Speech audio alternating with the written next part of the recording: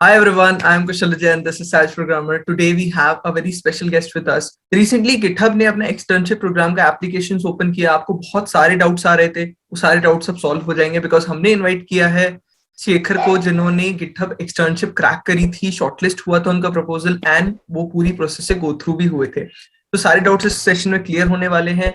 Session शुरू करने से पहले एक रिक्वेस्ट होगी कि लाइक कर दें वीडियो को और चैनल पे नए हैं तो सब्सक्राइब भी कर लें. अब चलते हैं, शुरू करते हैं शेखर के इंट्रोडक्शन से. Over to you Shekhar. First of all, thank you, Kushal, for having me here. And hi to everyone. I'm Shekhar from Army Institute of Technology. And I'm currently pursuing BE in Information Technology. And I have been part of GitHub externship and in this summer cohort. And I'm currently working as a backend intern at Hack2Skill. And I'm looking forward in some of the other open source opportunities as well. Okay. Wow, that's really great. तो शेखर, सबसे बड़ा question सबके दिमाग में ये है कि ये GitHub एक्सटर्नशिप है क्या? लाइक इंटर्नशिप सुना है बट ये एक्सटर्नशिप क्या चीज है? बेसिकली ये एक नया अप्रोच है. Like basically open source opportunities है बहुत सारी. हमने जीसॉ के बारे में सुना है, हमने इंटर्नशिप अपॉर्चुनिटीज सुनी है, बट ये एक एक्सटर्नशिप एक हाइब्रिड अप्रोच है बेसिकली, जिसमें आपको इंडस्ट्री एक्सपीरियंस मिलता है, साथ साथ में आपको लर्निंग भी मिलती है. सो यू कैन एक्सपेक्ट, अगर आप स्टार्ट कर रहे ओपन सोर्स करना भी, तो भी आप इसमें पार्टिसिपेट कर सकते हैं और एक अच्छे लेवल पे जा सकते हैं. That's really great. शेखर, जो ये पर्टिकुलर प्रोग्राम है उसकी एलिजिबिलिटी क्राइटेरिया क्या था? ये इस पर्टिकुलर एक्सटर्नशिप प्रोग्राम में स्टाइपेंड था, नहीं था स्टाइपेंड, या फिर और इसका ड्यूरेशन क्या था, उसके बारे में थोड़ी डिटेल्स दीजिए. बेसिकली ये अभी कुछ ही मंथ्स पहले स्टार्ट हुआ है और फर्स्ट टाइम है जो, और विंटर कोड इसका सेकंड वर्जन है.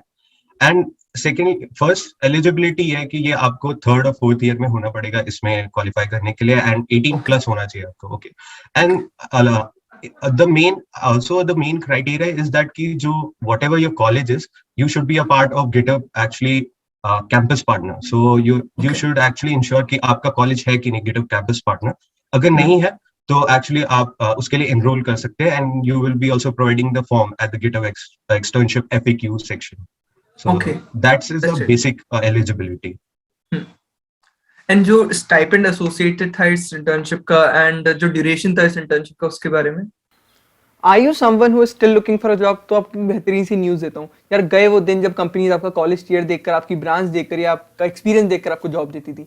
आज की तारीख में कंपनीज, बेहतरीन कंपनीज आपको जॉब देने के लिए रेडी हैं, सिर्फ और सिर्फ आपके स्किल्स और आपका टैलेंट के लिए. लेकिन आपको ये अपॉर्चुनिटीज मिलेंगी कहाँ से? रीलेवल पे. रीलेवल एक अमेजिंग सा हायरिंग प्लेटफॉर्म है जहां पर इंडिया के टॉप यूनिकॉर्न स्टार्टअप्स हायर करते हैं. रीलेवल के प्लेटफॉर्म पे companies non tech as well as tech roles के लिए हायर करती हैं. इसमें रीलेवल आपको गारंटी देता है कि आपको नॉन टेक में 4 लाख तक का पैकेज और टेक रोल्स में 6 लाख तक का पैकेज दिलाने की. साथ ही साथ लोगों को यहाँ पे 15 लाख तक की जॉब अपॉर्चुनिटीज मिली है. अब रीलेवल के through amazing job opportunity students crack कर रहे हैं, जैसे कि आपको स्क्रीन पे दिख भी रहा होगा. हिप्टो जो कंपनी, उन्हें 28.5 लाख तक का पैकेज प्रोवाइड किया है बैक-एंड डेवलपमेंट रोल में इन स्टूडेंट्स को.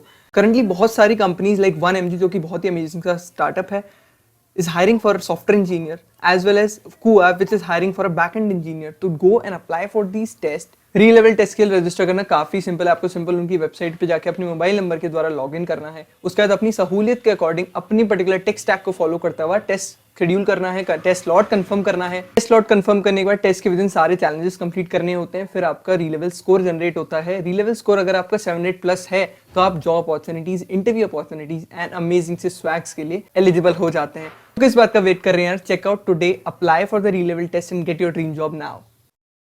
So basically, ये एक्सटर्नशिप 2 बार होती है, and then they provide like 90-day period for this externship, and they also provide like stipend of around 25k for one month, and that actually summed up to around 75k. In my time, they actually provide around 10 or 15k, I guess. I don't remember exactly, but इस बार उन्होंने ज़्यादा कर दिया है, and then it's good to be yes. Yeah, that's really nice. और जैसे कि ये GitHub एक्सटर्नशिप का प्रोग्राम है, वैसे और भी बहुत सारे ओपन सोर्स के प्रोग्राम्स होते हैं, जैसे कि शेखर ने मेंशन किया. मैंने प्रॉपर इसके 2 वीडियोस बना रखे हैं जिनमें आपको अराउंड $6,600 तक का स्टाइपेंड मिल सकता है. तो वो भी आप चेकआउट कर सकते हैं. आपको लिंक यहाँ पे आई बटन में दिख रहा होगा. चलते हैं हमारे नेक्स्ट क्वेश्चन पे कि जो हायरिंग प्रोसेस कह लो उसको, या फिर शॉर्टलिस्टिंग का प्रोसेस कह लो, वो किस हिसाब से था शेखर? सो बेसिकली जो सिलेक्शन क्राइटेरिया होता है वो बिट ऑफ थोड़ा बहुत इंटरनल होता है. but whatever I have gained in my experience, so basically it's something kind of similar to, you can say, GSOC. Like इसमें आपको एक proposal submit करना है, and in that proposal if you are actually listing down your ideas very well, तो बहुत ही ज्यादा chances है कि आपका सिलेक्शन हो जाएगा क्लियर। और अपार्ट फ्रॉम दैट, अगर आप अपने आइडियाज को बहुत ही अच्छे से विजुअली रिप्रेजेंट करते हैं प्रपोजल के अंदर, तो बहुत ही ज्यादा चांसेस है। अपार्ट फ्रॉम दैट, ये भी जरूरी है कि आप मेंटर से कांटेक्ट करें, उनसे कम्युनिकेट करें। स्लैक चैनल प्रेजेंट है, स्लैक चैनल पे आप जाके उनसे पूछे कि लाइक प्रपोजल में क्या चाहिए, क्या प्रोजेक्ट हो रहा है, सो दैट जब आप सिलेक्शन क्राइटेरिया का टाइम आए तो वो एक्चुअली उन्हें पता रहना चाहिए कि हाँ, ये बंदे ने भी लाइक मुझे अप्रोच किया था and he also exist, so that in the way आपको एक एज मिले बाकी लोगों से स्टैंड आउट करने के लिए, right. So that way you can get it. बिल्कुल सही बात बोली। सिमिलरली जीसॉक में भी आप मेलिंग लिस्ट में मेल्स पढ़ना शुरू कर देते हैं, जो फिर जो चैट्स होती हैं उनमें इंटरेक्ट करना शुरू कर देते हैं। सिमिलरली यहाँ पर भी जो मेंटर्स हैं आपको उनसे इंटरेक्ट करना पड़ेगा, प्रोजेक्ट के बारे में जितनी ज्यादा डिटेल्स पहले से ले सकें आपको गेन करनी पड़ेगी। बट मैंने ये भी देखा है जीसॉक के अंदर बहुत बड़े बड़े प्रपोजल स्टूडेंट्स बनाते हैं। मैंने जब सुना देखा है लाइक 22 पेजेस 30 पेजेस। आपने जब प्रपोजल बनाया था वो कितने पेजेस का था, और लाइक व्हाट यू थिंक जो उसमें ऐसी चीज थी जो स्टैंड आउट करी होगी दूसरे प्रपोजल से? जब बेसिकली मैंने प्रपोजल बनाया था तो मुझे थोड़ी बहुत रिसर्च करनी पड़ी थी। पहली बार फर्स्ट टाइम था, तो एक्चुअली मुझे कोई आइडिया नहीं था कि लाइक क्या लिखूं मैं, क्या नहीं। मैं बेसिकली ब्लैंक था कि क्या करा जाए इसमें। तो मैंने फर्स्ट थिंग एक्चुअली वो एक सेशंस लेंगे जिसमें हर ऑर्गेनाइजेशंस डाउट्स क्लियर करेंगे स्टूडेंट्स के लिए। सो एक 1 to many सेशंस होगा।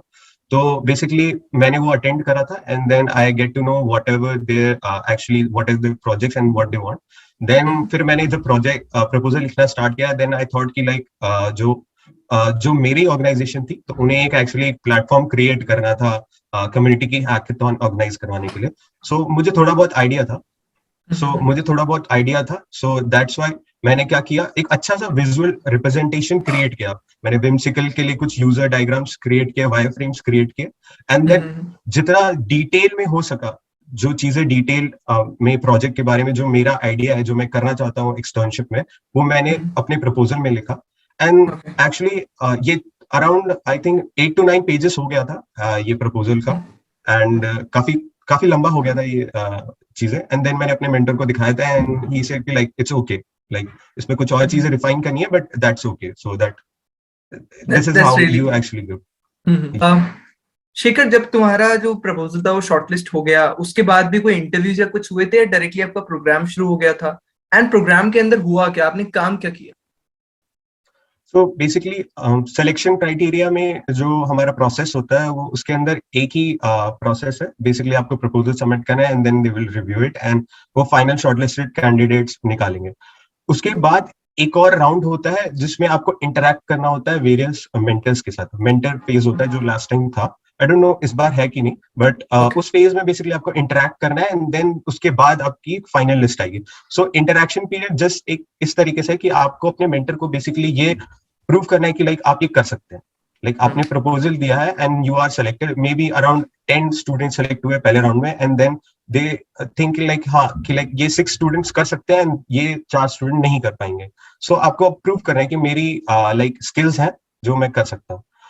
फिर उसके बाद अगर आप सेलेक्ट होते हो तो आपको बहुत मतलब वो गाइड करेंगे, और आपको ज्यादा उसके ऊपर ये नहीं करना है कि मैं ये कर सकता हूँ या नहीं कर सकता हूँ। वो मेंटर्स आपको गाइड करेंगे प्रॉपरली, आपको हर चीज के लिए हेल्प करेंगे। इन माय केस लाइक जो मेरा प्रोजेक्ट था ऑर्गेनाइजेशन का, वही था कि वो एक ग्लोबल एप्लीकेशन बनाना चाहते थे जिसमें वो हैकाथॉन्स कंडक्ट करवाएंगे, जिसमें बहुत सारी वर्ल्ड की हैकाथॉन्स communities आएंगी, and they will actually organize the hackathons and the events. So we will be providing the services to them. So in that case like मुझे backend opportunity मिली थी करने के लिए।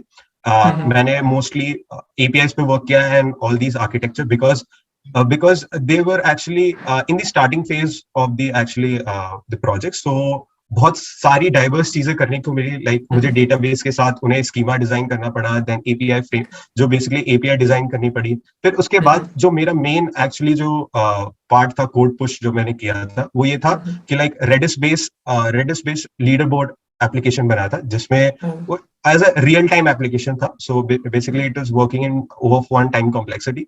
सो one of that's because of that feature.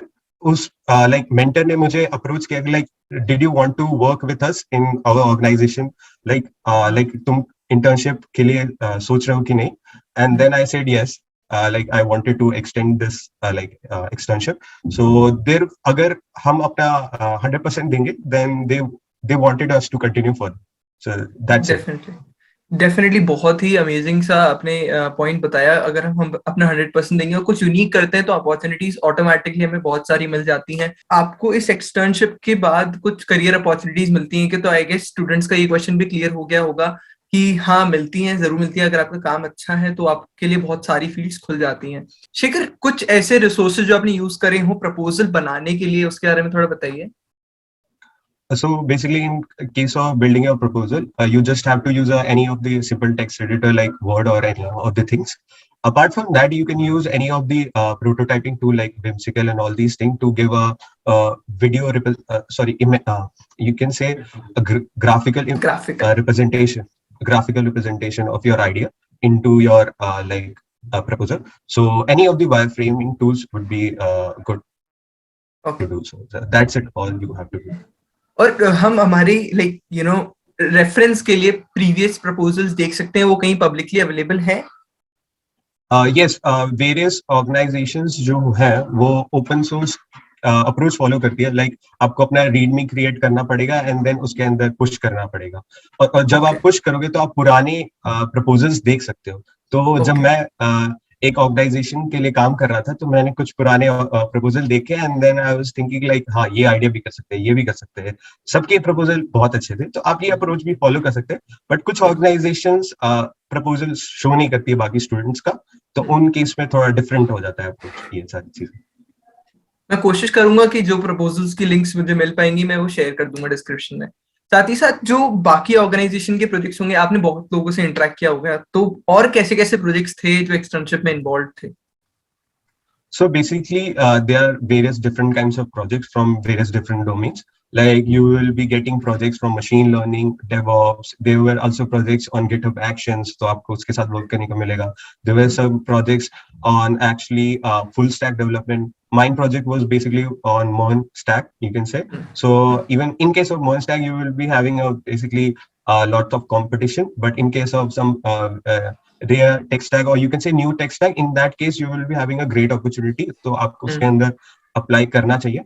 And some of there will be a core software development opportunities, like you have to work on Iron, or you can say building you can say Windows application and all these things. So these kind of also projects are there. Like I have seen less projects on Android, but I hope कि like इस winter cohort में और भी Android projects आ जाएंगे।